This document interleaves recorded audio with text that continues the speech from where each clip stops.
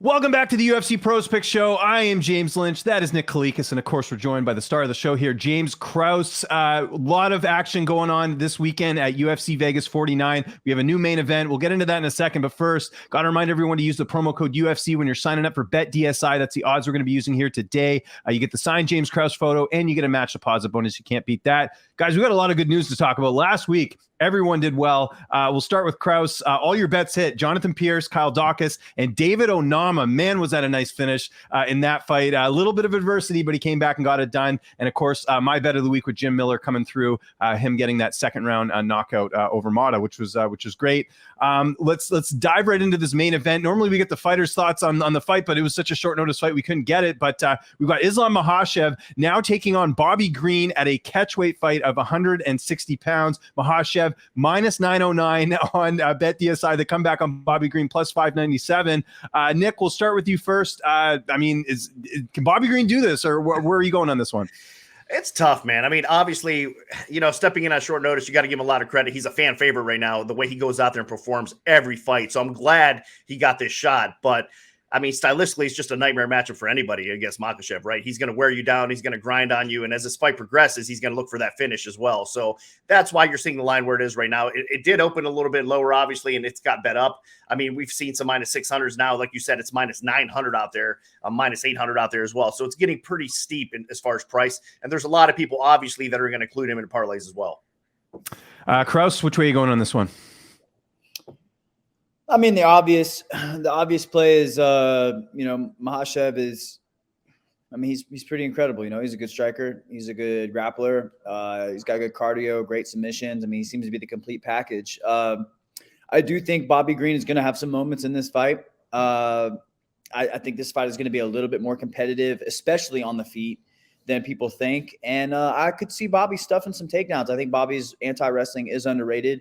I ultimately think that Makhachev is going to get him down, and Thiago Moises got him down a couple times. I do think Makhachev is going to get him down, and I wouldn't be surprised if he subbed him late into the fight. But I do think Bobby Green could potentially cause some drama in this fight. And I'll be honest with you, if I wouldn't be just like utterly shocked if Green pulled out a split decision or something like that. You know what I mean? Like, I don't see it happening, but dude, Bobby lives for moments like this. You know what I mean? Like, he shines in these moments where he's an underdog and the chips are down. Look at his performance against Fiziev.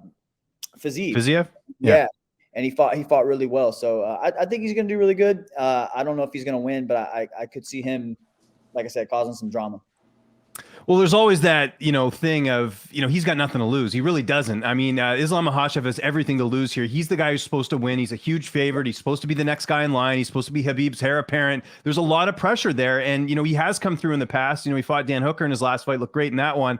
But again, Bobby Green's just a really tricky guy, right? You look at the last time he was finished, June of 2016, when he fought Poirier. It's been a while since this guy has been finished. And on top of that, you've got a guy who's, good everywhere. Striking's great. His ground game's good. Like you said, the anti-wrestling, he's a very interesting matchup. It's not like a very clear-cut stylistic matchup here for Islam Makhachev. Now, with that said, I'm going with Islam. I mean, I'm not that dumb. I can obviously look at the styles here and look at Islam and say, hey, there's a lot of advantages here. But kind of like we talked about last week in the main event with Jamal Hill and Johnny Walker. Remember, we talked about Jamal Hill, the knockout prop. I'm going the same way here, but going the submission prop with Islam. He typically does submit his opponents. Bobby Green, very tough to finish, but I think you get some better value there on the submission prop, just with the fact that it is 5 rounds. At some point, I think Islam is going to finish this fight, and I think it's going to be later, and his go-to move is by submission. I don't think he's going to knock him out, but I think he could potentially get this to the ground and get it done. So if you're on the Islam side, I think, most are, maybe you look at that submission prop, but I got to go Islam here. Like, it's not even a case of where, like, you have a guy in Bobby Green who maybe, let's say he was like Dan Henderson and had like one-punch knockout power. I know Green did finish Al Iaquinta late last year, but that's Iaquinta. I think in general, there is no real, like, threat here. It's like Krause said, I think if Green is somehow able to pull this off, I would see it more as a decision as opposed to him coming up with some crazy knockout, because Islam has lost. People forget he did lose to Adriano Martins years ago. He was knocked out in that fight, but I don't think that's the case here with Bobby. He's just not known as a power puncher. So I'm going to take Islam by submission. We'll go later, maybe 4th round, kind of similar to what happened in the Thiago Moises fight. So That's where I'm going there in the main event. Let's get to the co-main event. I want to know why this is the co-main event. Maybe you guys can answer this. Misha Cirkunov, nothing against both of them, but there's some really good fights on this card. Misha Cirkunov, Wellington Turman middleweight fight. Misha Cirkunov right now, the favorite at -116. The comeback on Wellington Turman +100. Krause, we'll start with you first. Who you liking here? I'm with you on this. I don't know why this is co-main event. Man, I don't know. I don't know. And here's why. They're just both so inconsistent. You know what I mean? Like I haven't seen consistency out of either one of them. I think Misha has regressed a little bit. I don't know if it's the time and the tenure catching up with him. And I've seen Turman look not great either. I want to lean Misha. I don't feel great about it. I could see Misha getting knocked out. I could see Turman getting wrestled to death, maybe subbed.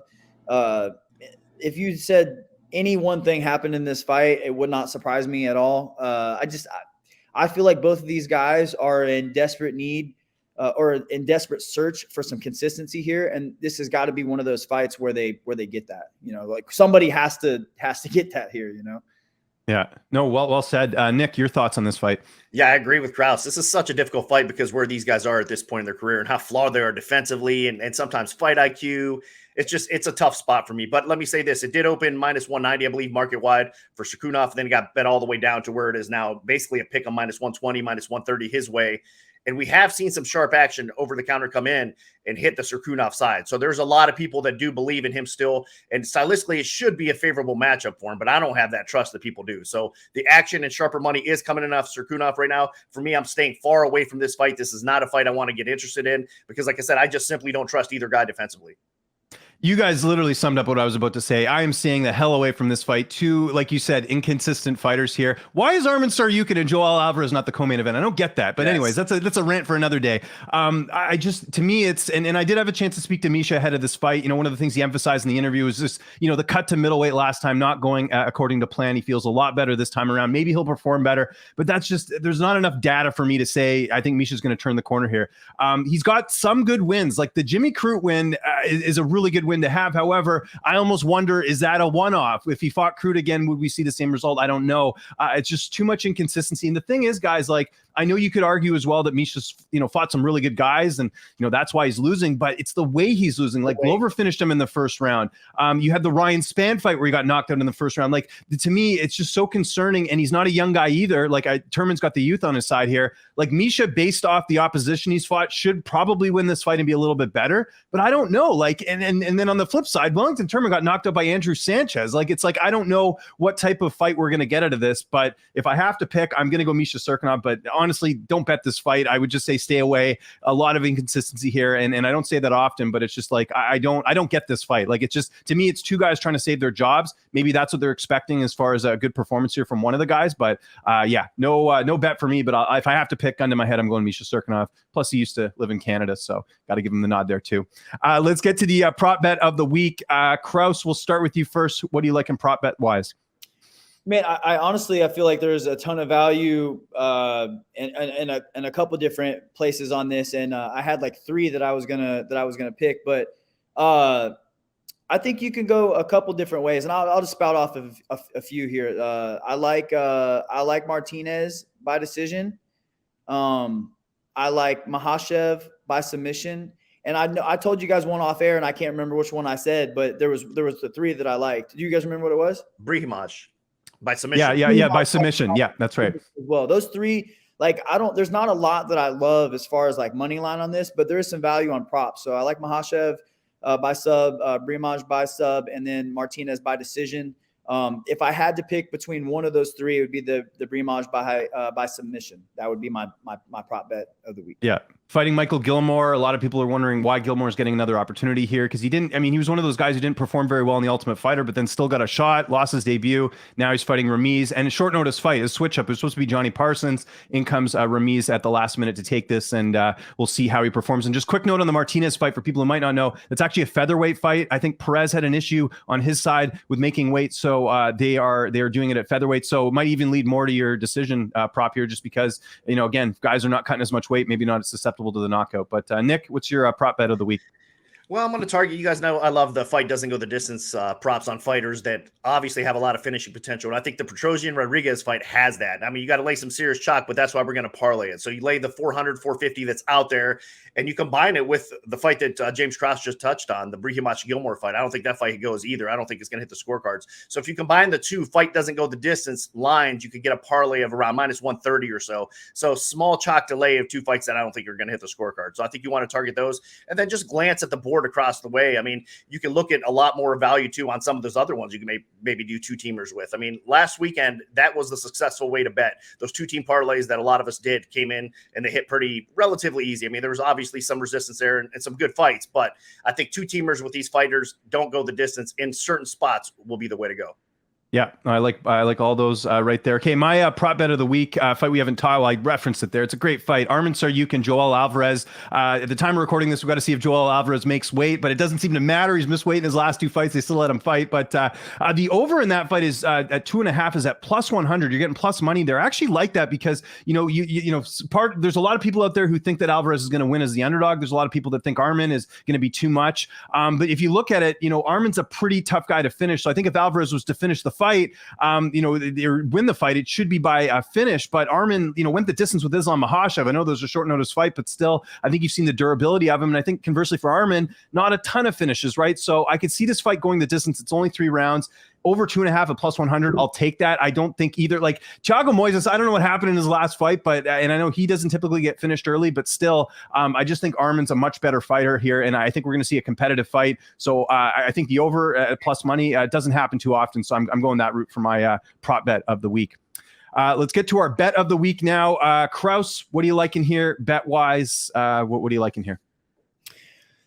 There's nothing that I absolutely love, and this is one of those weird cards where I feel like one of two things is going to happen. Either the line is just expensive enough to piss you off, or you get a line that's super weird, but these guys are both really inconsistent. So I can't like the Spivak Greg Hardy line. Spivak should win, but if I would not be shocked if Greg Hardy knocked him out in the first round. Mm-hmm. So you get a bunch of stuff like that on this card. So for me to get unless I'm going to go minus 400 on Brihimaj or something like that, I'm going to go Carlos Hernandez at minus 140 right now. I think he's fairly talented. I'm not super impressed with Altamirano on his Contender Series fight. I think he's got a poor fight IQ. I just think Hernandez is just a step above him. Okay, I like that. Nick, what do you like in here bet-wise? I like it. I'm going to go with some plus money on an underdog here. Ji Young Kim versus Priscilla Cachoeira.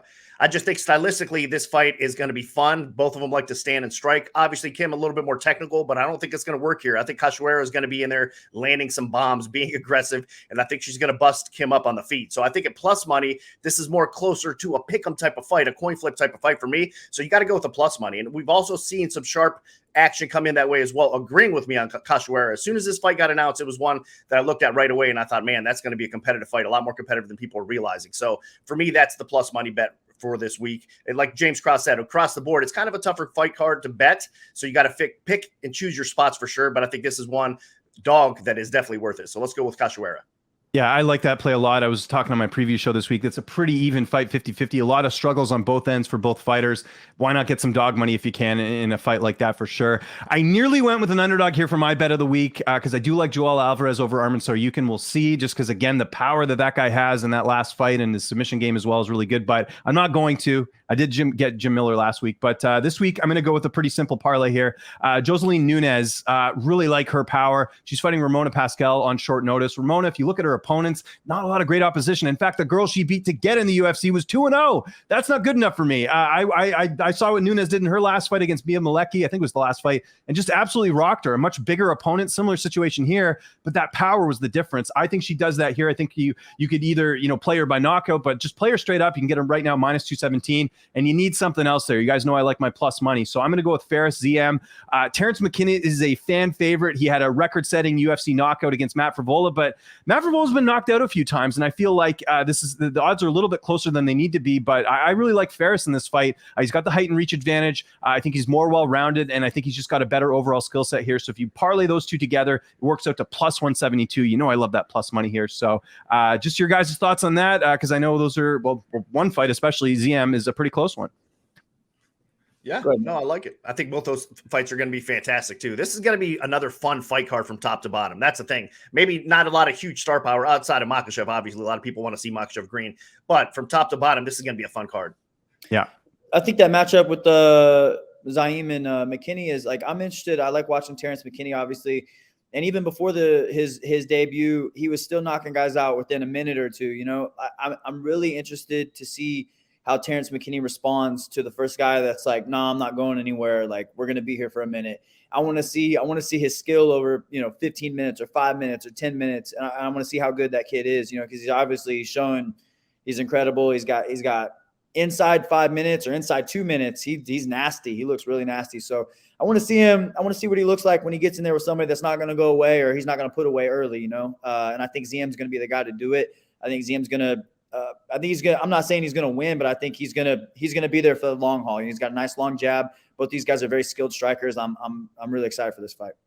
Yeah, it's going to be a really good card. Again, headlined by Islam Makhachev taking on Bobby Green. Make sure you don't miss it. Make sure you check us out here on MMA Oddsbreaker. Hit the like button, hit the subscribe button if you haven't already. We do the show every single week. For myself, for Nick Kalikas and James Krause, thank you so much for tuning in. We'll be back next week previewing UFC 272. So appreciate you tuning in, and we'll see you next time.